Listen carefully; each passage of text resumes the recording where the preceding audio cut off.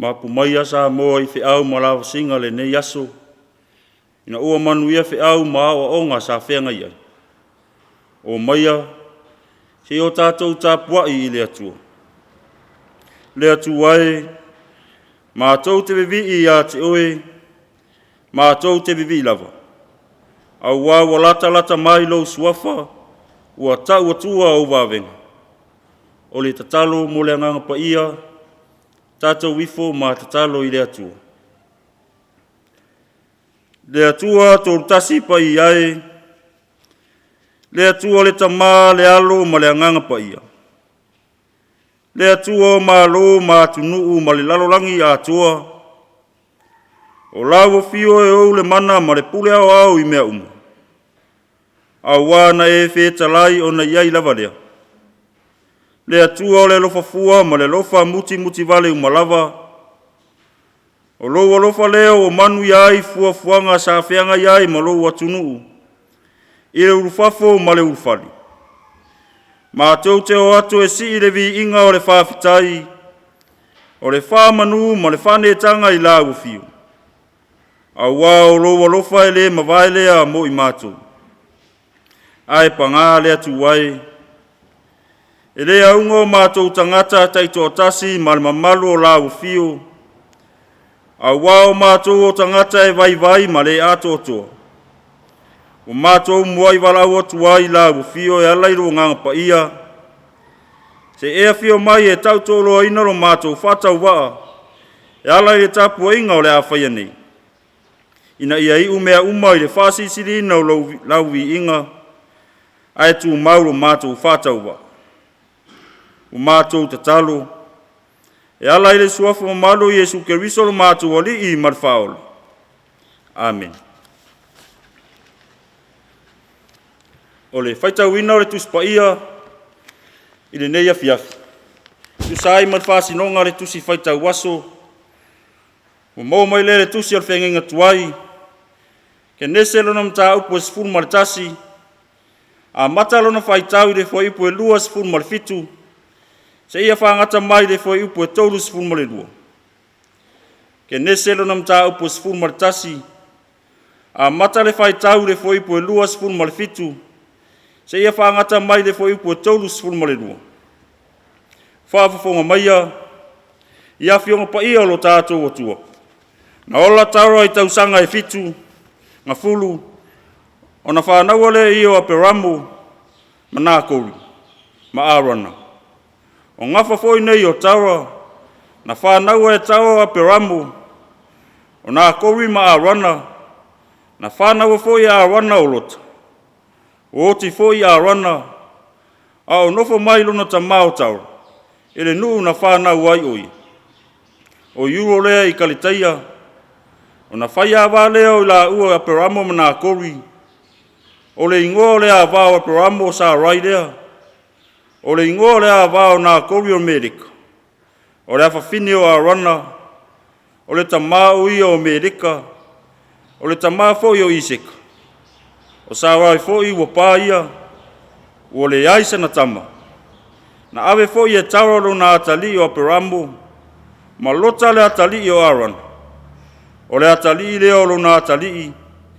O sa rai foi le ava lo na atali.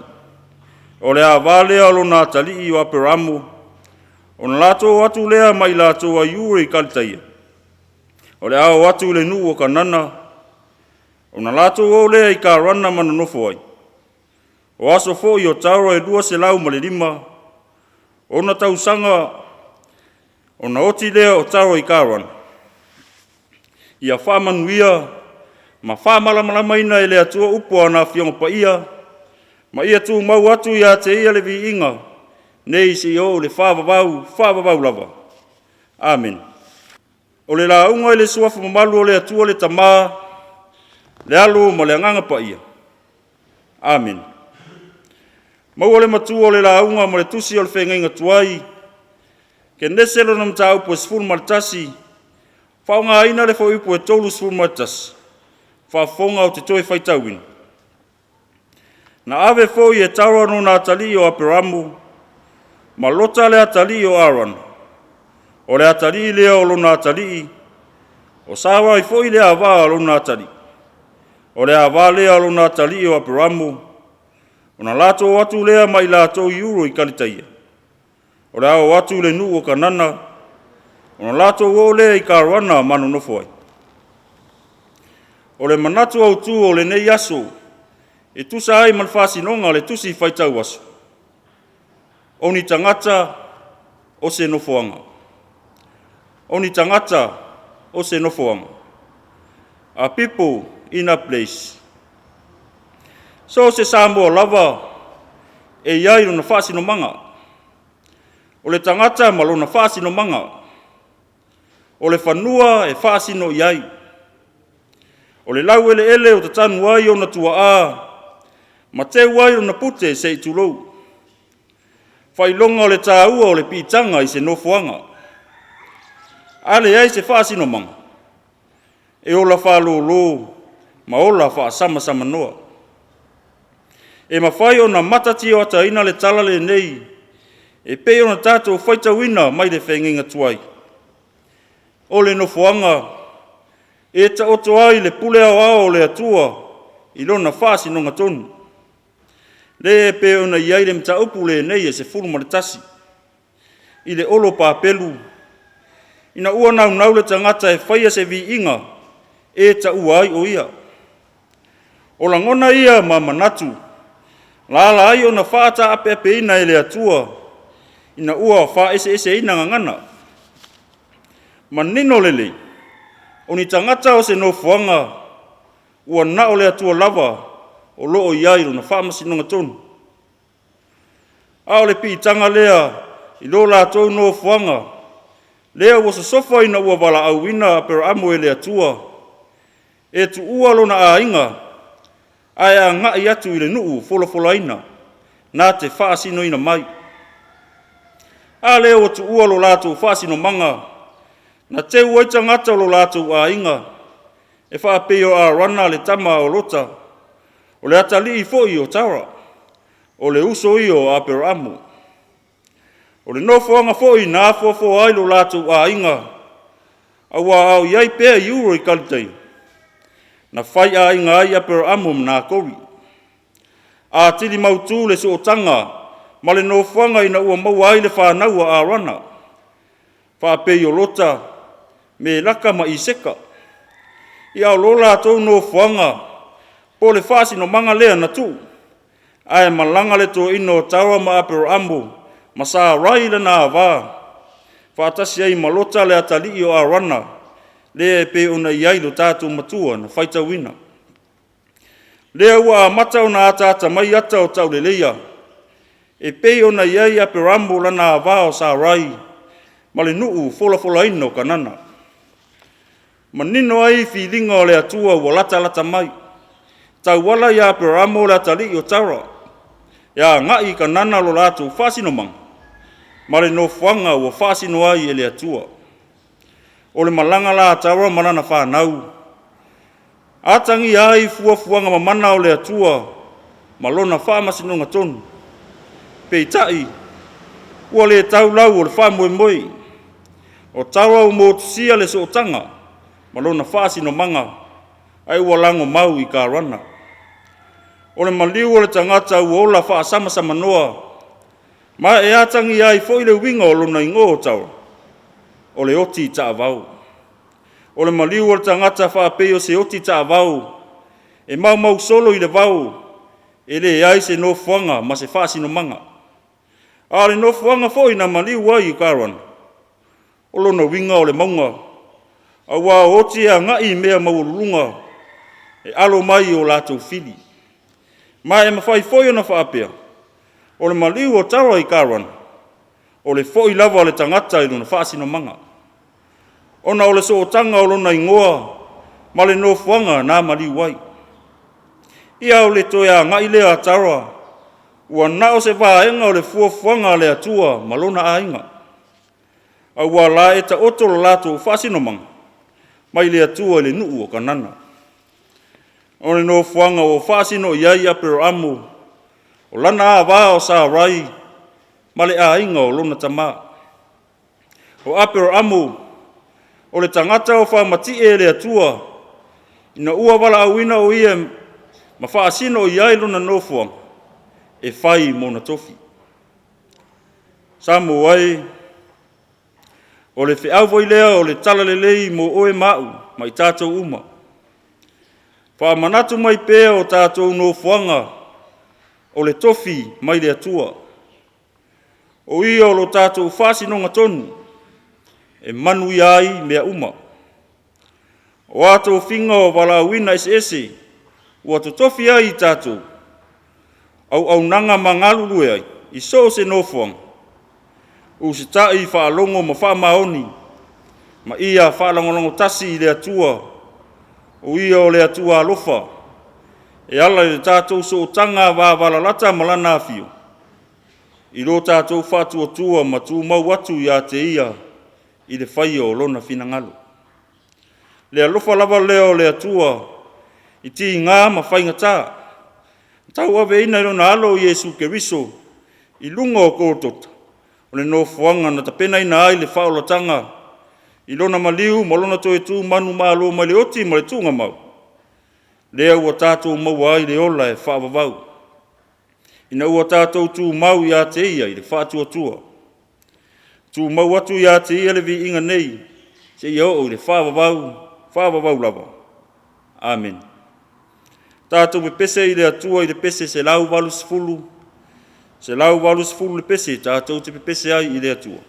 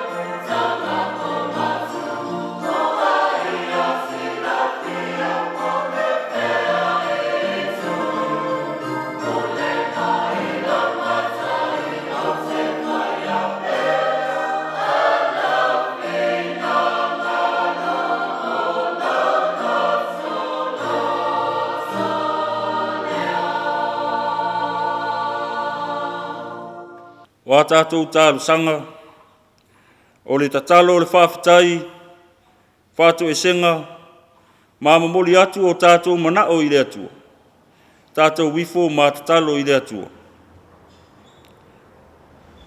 Le atua pa i aero mātou tamā e whawawau, o le atua o le wawau se iau o i le whawawau. O le puna vai o le ola ma le malosi whawhauina. A wana e whaire tangata i lo whātusa pa ia, ina ia whauringa i lau fiu. Ma le whamoe moe ina whai matausi mea i lau fuafuanga. Ua mapu mai lo watu nuu le nei aso i whiau ma lava singa. A o onga sa whiangai le nei aso ma le whanau. Ua mātou o mai se i whaua wina pēo mātou nā whatausi. O le sufi ma whaapale lo suafa i le vi. Le atu wai lo mātou tamā. Mātou te whaafitaia lo walofa ma lo wangalelei lo mātou wola. A wāo whaapeo na manuia lo mālo o Samoa lo watu nu tofi. Whaafitaia wāo manuia le ao Samoa mara na māsiofo. O le kāpeneta i ona taitai ese. O taitai o e ka lesia matangata lotu. Ai ati nā mātutua matamā mātutua. O tangata lo watu nuu se i o i whanawiti. Whaftai le atua wau whapeo na manuia lo au whainga luenga. O tala whauto i tui fia o le larolangi. Au wā lau tala le lei whaaua. Whaftai tā leni manga waa. Ua whaungaina i pearo mātou wola i tui le tino. Ma whau maleanganga. Whaftai lo ta maua inga ese o mātou whaungaina i le aso ma le aso. Iu i lava o lo whengai nisi ma lo watu nuu ma whanoa noanga. E ala i lau wala au pa ia. Ai langona ina pēa lo mātou mā whanawhana. I le whātasi mai o lau fio. Whaftai lau fio. Leo wa se elo mātou whainga malanga i le neitau sanga. I le iai le māsina luna lua. O lo fi le mu mea uma. E ui e visuisu e inga o le tau. O nisi o wha mai ese. Ai o loo tapua ina pēa so mātou watu nuu ia ao lawea i o lau fiu. Whaftai lau tuspa ia. E whaatonu mwhaapoto ina i pēa i mātou. Ina ia whaapeo na mātou tū mau i le ola sue i upu mai lau fiu. O le sulu ma le malama i o mātou wana. Whaftai ro nganga pa ia. E tautolo ina pēa lo mātou vai. Awa iei tei me ruti ai lo mātou whainga maranga i peauranga vale o le ola. Ai o le anganga e tu musu mai pēa ia tei mātou. Ina ia manuia o mātou walau. Oro mātou whaftai siri. E ala i lo walopele o Yesu Keriso. Nā maliu mo le tongi o la ina o mātou wangasala. I lona maliu mo lona toe tu manu malo mai le oti. Ua whailea ma lo mātou awanoa i lo mālo e whawawau. Ino moni lo mātou tū mau i le whātua tua. Tū mau ia te ia le vi inga nei. Se i o i le whawawau. Lea tua mi o tō nue. E tonu lava lau fio mau whamasinonga ia te i mātou. Ua e alofa ina fo i mātou i le alofa e siri o nā ato toa. Pei tai wale tusalawa lea ma awala o mātou tali atua i lau fiu. O mātou le whama oni lo mātou wala awina. Au mātou whawai vai. O amala mātou waai isi o mātou uso a tangata. Ina o mātou whamorunga ma manatu whapitu.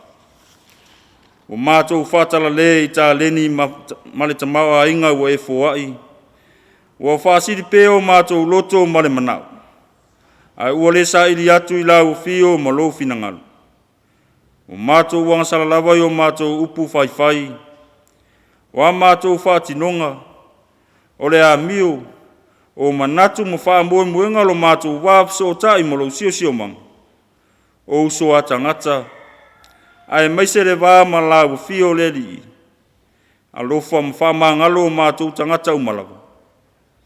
Ia vea le toto pa ia o Yesu Keriso. Na whamaringi ina i le sātau, e manga loai a mātou wangasala A o mai pēa la fio, Na ia mātou fuli tua i le leanga, e ala i le salamo wha maon. A ia mātou whaia mea uma e tusa mo lou lava fina ngalu. Le atua whafonga ta loe. O lawa fio e maria ai o mātou manao i mere le umu. Whamanuia i a Samoa mo ona tangata lau tele.